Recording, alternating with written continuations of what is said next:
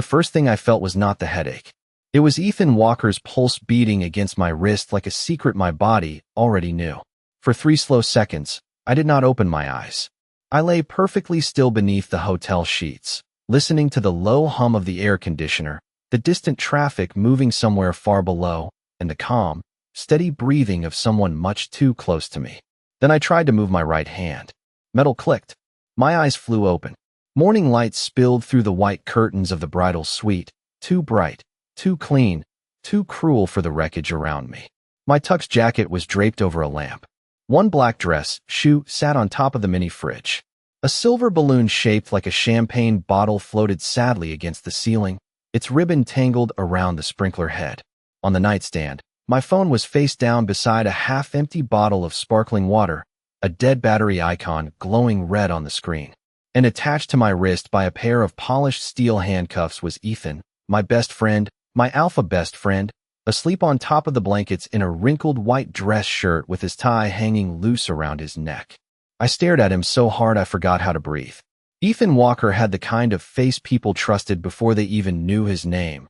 Sharp jaw, dark hair falling over his forehead, and lashes unfairly long for someone who had never cared about being beautiful. He smelled like cedar, clean laundry, and the faintest trace of black coffee, a sin I had known since college, since late-night study sessions, emergency road trips, broken hearts, bad apartments, and every version of myself I had barely survived. Usually, that scent made me feel safe. This morning, it terrified me. Because my omega instincts, half buried under stress and expensive suppressants, did not panic when they recognized him. They settled. My body, traitorous and exhausted, relaxed toward him like he was home. I jerked my wrist again. The handcuffs snapped tight between us. Ethan made a rough sound, blinked once, then opened his eyes. For one heartbeat, he looked at me without confusion, soft and unguarded, like he had woken up beside me 100 times before. Then his gaze dropped to the metal chain connecting us. His face went still. "Noah," he said carefully, his voice low from sleep. "Tell me we didn't do what I think we did." My stomach dropped through all 23 floors of the hotel. "I don't even know what you think we did." He pushed himself upright too fast, pulling me with him. Our shoulders knocked together. The contact sent a warm, alarming jolt up my arm, and both of us froze. Ethan looked away first, jaw tightening. I looked at the clock on the wall. 8:04 a.m. My wedding started at 2. 6 hours. In 6 hours, I was supposed to walk down an aisle in front of 200 guests and marry Caleb Mercer, the alpha my family called respectable, stable, perfect. In 6 hours, I was supposed to become the kind of omega everyone had spent my whole life training me to be. Instead, I was handcuffed to the only man who had ever asked me what I wanted and actually waited for the answer. A soft buzz came from somewhere under a pile of hotel towels. Ethan's phone. He reached for it, dragging me halfway across the bed with him. The screen lit up with 37 missed calls. Caleb's name filled the top of the list. Then a text appeared, sharp and simple. "Where's Noah?" Ethan read it, then looked at me. Before either of us could speak, the bathroom door creaked open on its own, and in the mirror, written across the glass in red lipstick, were 7 words neither of us remembered writing. "Ask him what he said when you cried." I stared at the message until the letters stopped looking like words and started looking like a verdict. "Where's Noah?" It was exactly the kind of question Caleb Mercer would ask, not with fear, not with concern, but with the clean, polished anger of someone whose schedule had been interrupted. My wedding tux was supposed to be pressed and waiting in the next room. My mother was probably already downstairs checking the floral arrangements for the 3rd time. My father was probably telling guests that the Bennett family had never been late to anything important. And I was sitting on a hotel bed with one wrist locked to Ethan Walker, reading a message from the man I was supposed to marry in less than 6 hours. Ethan reached for his phone again, but the chain between us tugged tight, pulling my hand into his lap. We both went still. He moved first, carefully lifting my wrist away as if I were made of glass. That small, gentle motion made something twist inside me worse than panic. Caleb never touched me like that. Caleb touched like a man adjusting something he owned, straightening a tie, guiding an elbow, correcting posture for photographs. Ethan touched like he was asking permission even when he did not say the words. The phone buzzed again. This time it was my mother calling Ethan. Then Caleb. then my sister, then the wedding planner. Their names stacked on the screen like knocks on a locked door. Ethan silenced the phone and looked at me. "We need the key," he said. His voice was steady, but I knew him too well. I saw the tension in the corner of his mouth, the careful way he kept his shoulders relaxed so I would not spiral. "Noah, breathe first." "Do not tell me to breathe," I snapped, even though I was already failing at it. I am 6 hours away from a wedding I cannot miss, trapped in a suite I do not remember booking, handcuffed to my best friend, and apparently I cried last night. My eyes betrayed me by flicking toward the bathroom mirror. "Ask him what he said when you cried." Ethan followed my gaze, and for a second, all the morning noise disappeared. His expression changed, not guilty exactly, but wounded by a memory hiding just out of reach. "Do you remember anything after the toast?" he asked. I squeezed my eyes shut. The bachelor party came back in broken colors. Gold light over the hotel bar. Caleb laughing too loudly with his friends. Someone putting a plastic crown on my head that said "Last Night of Freedom," which had made the whole table cheer while my stomach sank. A glass pressed into my hand. Music shaking the floor. Ethan arriving late in a dark suit, scanning the crowd until he found me. And the moment our eyes met, my chest loosening like it had been tied in a knot for years. "Pieces," I whispered. "Not enough." Ethan nodded once, then shifted off the bed. I had to follow, stumbling into him because the chain gave me no choice. His free hand hovered near my waist, but did not touch. That restraint made the room feel smaller. We searched like criminals in our own lives. Under pillows, in the sheets, behind the nightstand, inside the ice bucket. Nothing. The only things we found were worse than nothing. A tiny white wedding cake from the hotel bar with 2 forks stuck in it, my bow tie floating in the bathtub, and a Polaroid lying face down beside the sink. Ethan picked it up before I could stop him. His face went unreadable. "What is it?" I asked. He turned it around. In the picture, I was laughing with my cheek pressed against Ethan's shoulder.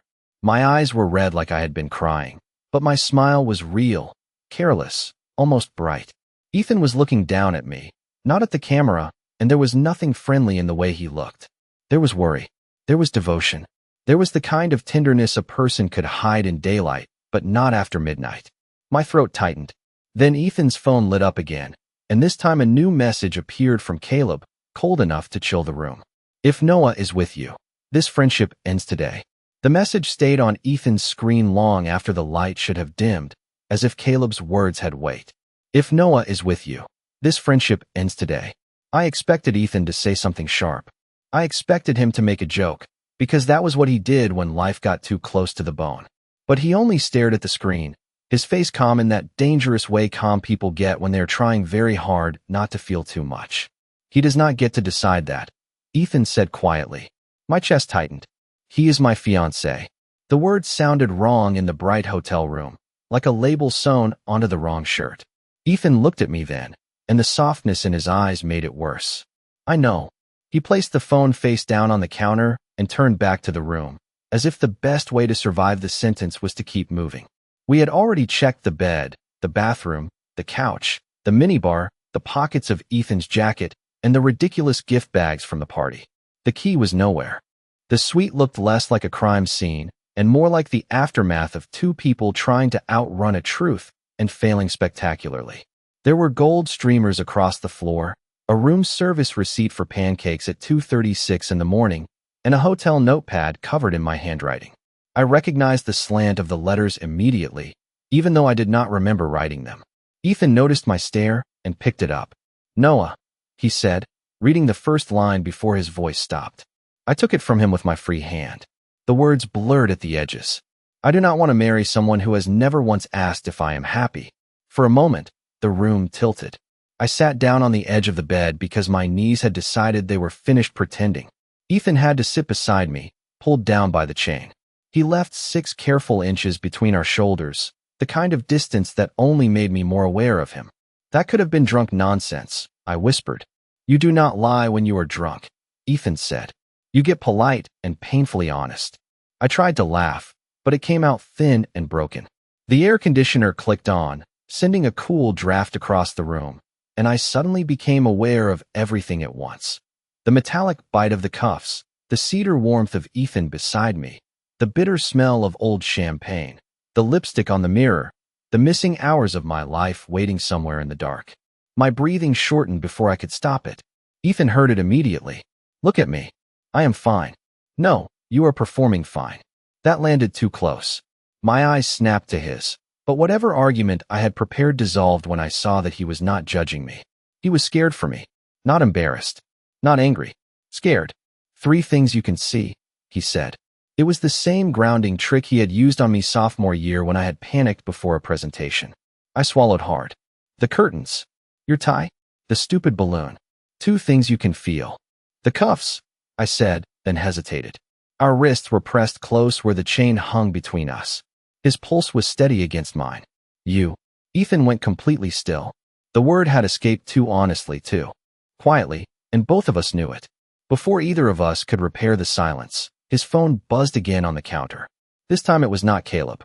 It was an unknown number, sending a video file. No message. No explanation. Just a thumbnail from last night, frozen on the image of me standing in the middle of the hotel bar, holding up one half of the handcuffs while the entire room watched. Neither of us touched the video for a full 10 seconds. The screen sat between us on the marble bathroom counter, glowing with proof I was not ready to see. Ethan stood close enough that the chain between our wrists hung loose, but not so close that he crowded me. Even now, with his jaw tight and his eyes fixed on that frozen image, he was still giving me space in a situation where space was almost impossible. We should watch it, he said. I know. My voice came out smaller than I wanted. I just hate that someone else remembers my life better than I do. Ethan looked at me then, and something in his face softened. Whatever is on there, we handle it in this room first. Not Caleb. Not your parents. Us. The word us landed harder than it should have.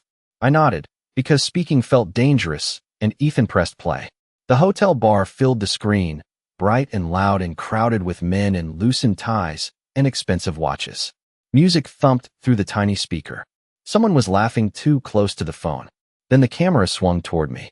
I was standing near the center of the private lounge with a plastic groom sash twisted across my chest, cheeks flushed from embarrassment more than alcohol. In one hand, I held half of the silver handcuffs. The other half dangled open. Around me, Caleb Mercer and his friends were clapping like this was the funniest thing they had ever seen. Come on, Noah, Caleb said in the video, his voice smooth and careless. It is just a game. Pick the person you trust most in this room. My stomach went cold. Ethan stopped breathing beside me. On the screen, drunk laughter rolled over the bar like a wave. Someone shouted Caleb's name. Someone else shouted, your future husband, obviously. Caleb stepped forward, smiling for the crowd, already lifting his wrist like the answer belonged to him. But video me did not move toward Caleb. I watched myself turn, slow and certain, past the groomsmen, past the cousins, past every person who expected obedience from me. The camera followed my gaze to the back of the room, where Ethan stood alone near the exit, still wearing his dark suit from work, looking like he had walked into the wrong ending. He looked furious, but not at me. At the room. At the laughter. At the way my smile kept trying to survive and failing. Ethan, my recorded voice said. The lounge went quiet in a way that made my skin prickle. Caleb's smile did not disappear. It hardened. That is adorable, he said. But I said the person you trust most, not your emotional support alpha. A few people laughed. On the video, Ethan took one step forward, then stopped when I shook my head. Even through the screen, I could see the restraint in him. The effort.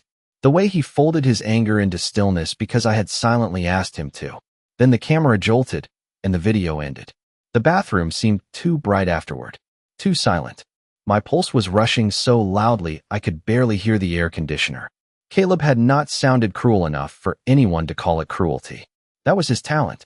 He could turn a knife into a joke and make the bleeding look like poor manners. My chest tightened. The walls leaned in. The cedar scent of Ethan beside me was suddenly everywhere, warm and steady and terrifyingly comforting. I tried to step back, but the cuff caught, and my own panic pulled Ethan with me. Noah, I chose you, I whispered. In front of everyone.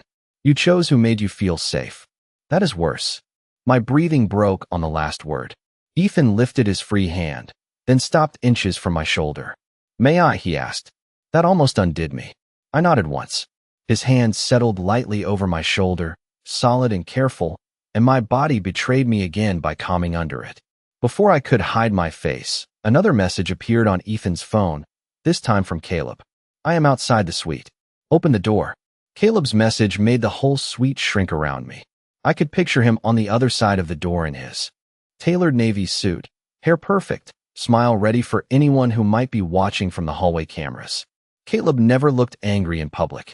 He looked disappointed, which was worse, because disappointment made everyone else feel responsible for cleaning up the mess.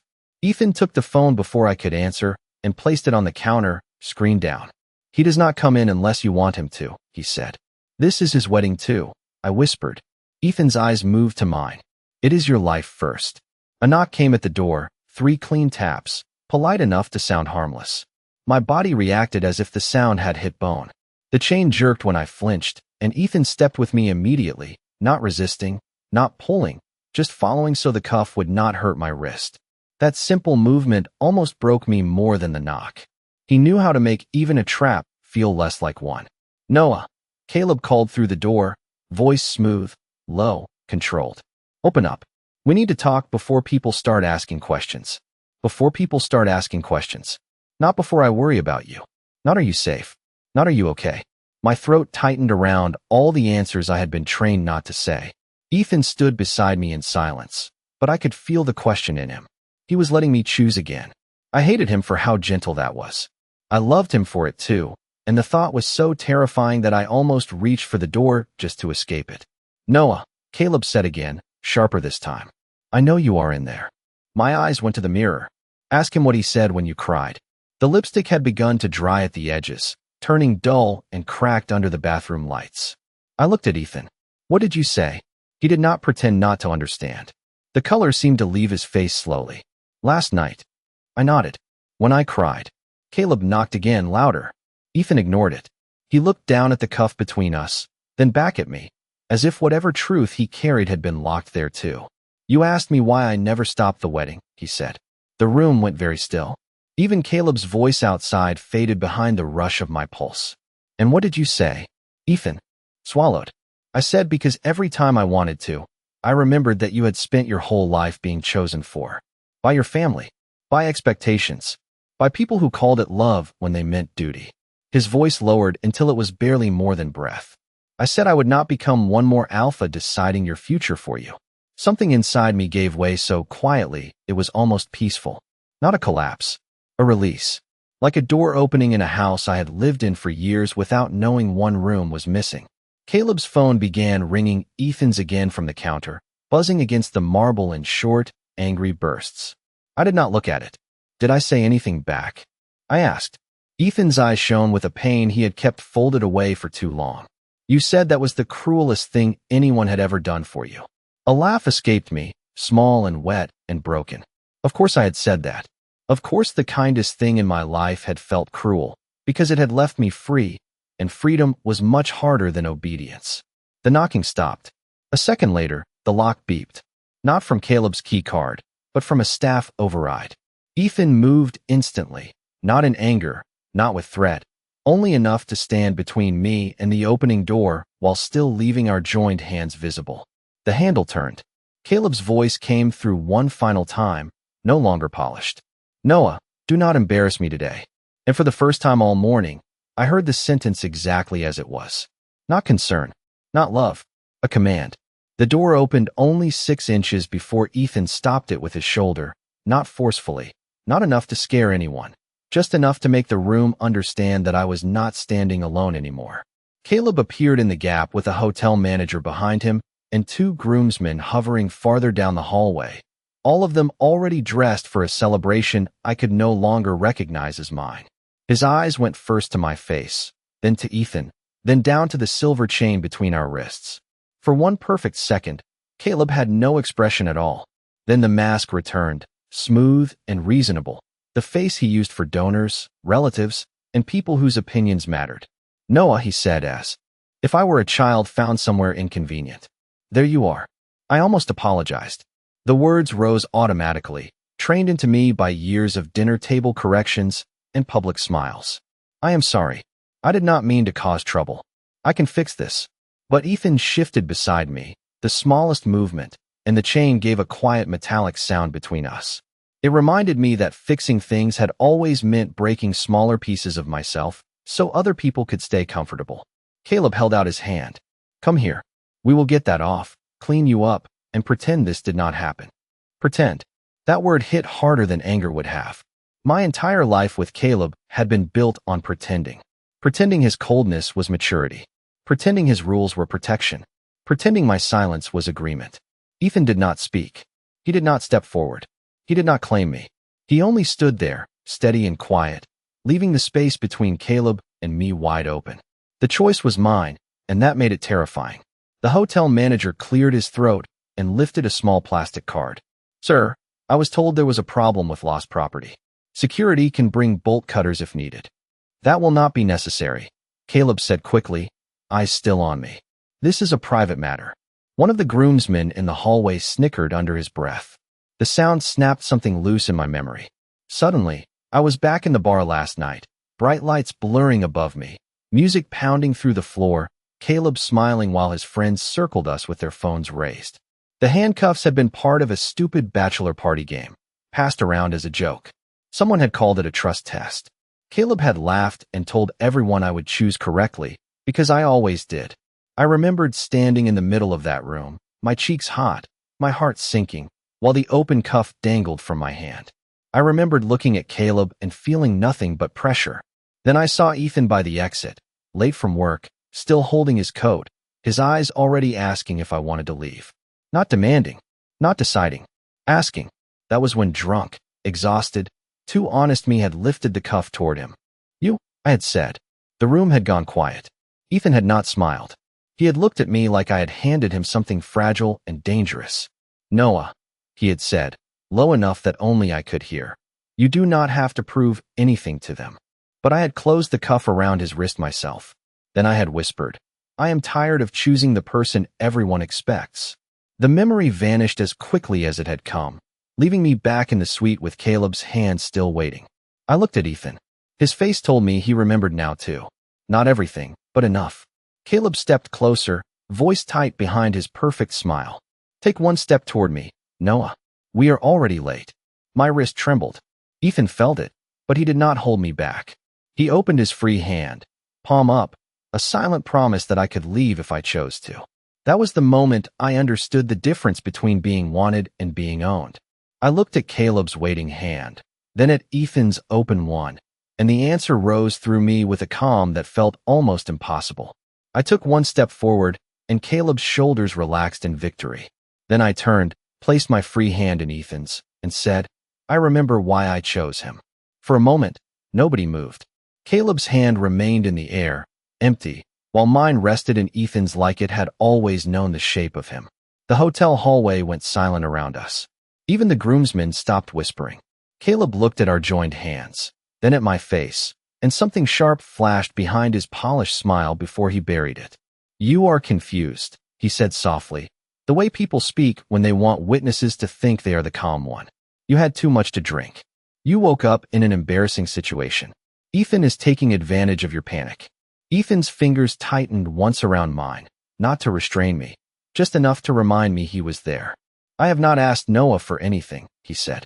Caleb laughed under his breath. That is your specialty, is it not? Standing nearby with sad eyes, pretending silence is noble. The words landed somewhere deep, because Ethan did not answer. I turned toward him and saw it, the old wound I had never noticed because he had. Hidden it behind coffee runs, airport pickups, late-night jokes, and every quiet act of loyalty I had mistaken for friendship. Caleb saw it too, and his smile widened. Do you know how pathetic you looked last night? He asked Ethan. Watching him choose you like it meant something. Everyone knew he was drunk. Everyone knew he would come back to me in the morning. My stomach twisted, but this time shame did not follow. Anger did, clean and startling. Stop talking about me like I am not standing here. Caleb's eyes snapped to mine. For the first time, his mask slipped in front of strangers. Then act like it, Noah. You are 24 years old, not a runaway teenager. Your parents are downstairs. My family is downstairs. There are 200 people waiting, and you are making a scene over a best friend with bad timing. Ethan inhaled slowly beside me. I felt the careful restraint in him, The way he chose stillness, even when Caleb was cutting exactly where it hurt. Then Ethan's phone buzzed again on the bathroom counter inside the suite. No one moved except the hotel manager, who glanced nervously at the screen through the open door. "Sir," he said, uncertain. Another video came in. The unknown number again. My skin prickled. Caleb's expression changed so quickly most people would have missed it. I did not. Fear.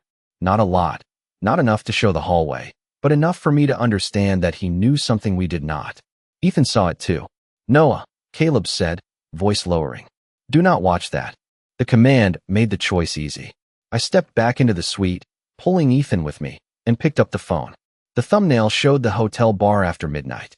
Caleb stood near the private booths with his back partly turned, speaking to two of his friends. My hands shook as I pressed play. His voice came through clear and casual. "After the wedding, he will calm down. Omegas always do once the paperwork is finished. Noah just needs structure. He is sweet, but he has no idea what is good for him." One of the men asked about Ethan. Caleb gave a short laugh. "Walker? Please. He has been in love with Noah for years and still never had the courage to say it. Let him. Play hero tonight. Tomorrow, Noah becomes my husband, and that friendship ends." The video cut off. The room seemed to lose all air. I looked at Caleb through the open doorway, and for the first time since I had met him, I did not feel small. I felt awake. Ethan was beside me, very still, his face pale with a truth that had finally been spoken by someone else. I turned toward him slowly. "Years?" I asked. His eyes met mine, and the silence between us became more honest than any answer. "Years." The word left my mouth so quietly that it should have disappeared, but it seemed to fill the entire suite. Ethan looked at me like he had been waiting for that question and dreading it at the same time. Caleb started to speak from the doorway, but I lifted my hand, the one not chained to Ethan, and for once he stopped. Not because he respected me, because the hallway was watching. Ethan lowered his eyes to the cuff between us, and when he spoke, his voice was careful, almost gentle. "Since senior year of college," he said. My breath caught. Senior year meant the tiny apartment off campus with the broken heater. It meant instant noodles at midnight. Ethan carrying my art portfolio through a thunderstorm, me falling asleep on his couch during finals because his place was the only one where I felt safe enough to rest. It meant every memory I had filed under friendship suddenly turning in the light and showing another shape. "Why did you never tell me?" I asked. He gave a small, pained smile. "Because you were always trying so hard to be good." The answer struck deeper than any confession could have. I had spent my whole life being good. Good son, good Omega, good fiancé, good reflection of a family name that felt heavier every year. Ethan had seen it before I had. "I thought if I told you," he continued, "you would feel responsible for my feelings. You would try to protect me from disappointment. You would apologize for not loving me back, even if you did. And I could not do that to you." His voice roughened, but he kept going. "I wanted you to choose something because you wanted it, not because another alpha stood in front of you and made his heart your problem." My vision blurred. Not dramatically, not like in movies. Just enough that Ethan's face softened around the edges, and the room behind him became color and noise. "You made it sound noble last night," I whispered. "It was not noble," he said. "It was fear wearing a better suit." That made me laugh once, broken and real. Ethan looked surprised by it, and suddenly I remembered another flash from last night. The two of us sitting on the floor beside the hotel ice machine because I had refused to go back into the bar. My shoes were off. My head was on his shoulder. The handcuff already linked us, cold between our wrists. I had been crying, not loudly, just enough that Ethan kept looking away to give me privacy even while staying close. What if I do not know how to choose myself? I had asked him, and he had answered. Then start small. Choose the next honest breath. The memory faded, leaving me with the truth of him standing right in front of me. I took one honest breath. Then another. Caleb stepped into the room. "This is touching," he said, his voice polished thin, "but it changes nothing. Noah, your parents are waiting downstairs. Your mother is already making excuses. You can still walk into that chapel with dignity if you stop this now." Dignity. He meant obedience. He meant silence with better lighting. I turned toward him, and the old fear tried to rise, but Ethan did not move behind me. He did not speak for me. He simply let his presence remind me that I had survived harder rooms than this one. I am not going downstairs to marry you, I said. The sentence came out calm. Caleb blinked, as if calm for me was more offensive than shouting.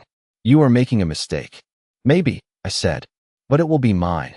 The cuff chain shifted as Ethan turned toward me, and when our eyes met, the air between us changed. Not with heat, with recognition, with the quiet shock of two people finally hearing the same truth at the same time. Somewhere deep in my chest, my omega instincts settled again, not surrendering, not collapsing, but choosing rest beside someone who had never demanded it. Ethan's free hand opened at his side. I reached for it. This time there was no game, no crowd, no dare. Just my hand in his, steady and certain, while Caleb stared as if he were watching a future he owned walk out of his reach. Walking out of that suite should have felt like falling, but with Ethan beside me, it felt strangely like standing up for the first time. The hallway stretched ahead in soft beige carpet and gold light, too ordinary for the end of an engagement, too quiet for the beginning of a life I had never allowed myself to imagine. The hotel manager hurried beside us, apologizing under his breath while trying not to stare at the cuffs. The groomsmen stepped back as we passed. One of them looked at Caleb, waiting for an order, but Caleb said nothing. He stood in the doorway of the suite with his perfect suit and ruined control, watching me leave without asking permission. Downstairs, the lobby was already full of wedding flowers. White roses climbed the arch near the chapel doors. Guests in dark suits and pastel dresses turned as we entered, their conversations thinning into whispers. My mother saw me first. Her hand flew to her pearls. My father's face hardened with the same old disappointment I had spent 24 years trying to soften. Caleb's parents stood near the aisle with expressions carved from ice. For a moment, the old Noah almost returned. The one who smiled when embarrassed, apologized when hurt, and made himself smaller so everyone else could stay comfortable. Then Ethan's wrist brushed mine, the chain giving a quiet sound between us, and I remembered the ice machine, the video, the message on the mirror, the sentence I had finally spoken. I am not going downstairs to marry you. Except I had gone downstairs. Not to marry Caleb. To tell the truth where everyone could hear it. My mother rushed toward me. Noah Bennett, what is going on? Her voice trembled between fear and anger. Everyone is waiting. I know, I said. My own voice surprised me. It was not loud, but it carried. That is why I need to say this now. The chapel doors behind her were open. I could see the aisle, the candles, the empty place where Caleb and I were supposed to stand. For years, I had imagined that place as a finish line. Now it looked like a cage decorated beautifully enough that no one wanted to call it one. Caleb appeared at the top of the stairs behind us. Noah is overwhelmed, he announced, smooth enough to calm the first row of guests. There has been a misunderstanding. I turned to him. No, Caleb. The misunderstanding was me believing respect and love were the same thing. A murmur moved through the lobby. My father stepped forward. This is not the place. It never is, I said softly. That is how I kept losing the chance to speak. Ethan went still beside me, but he did not interrupt. He did not rescue me from my own courage. That made me braver. I faced the guests, the families, the flowers, the future that had been arranged around me like furniture. I am sorry for the pain this causes today, I said.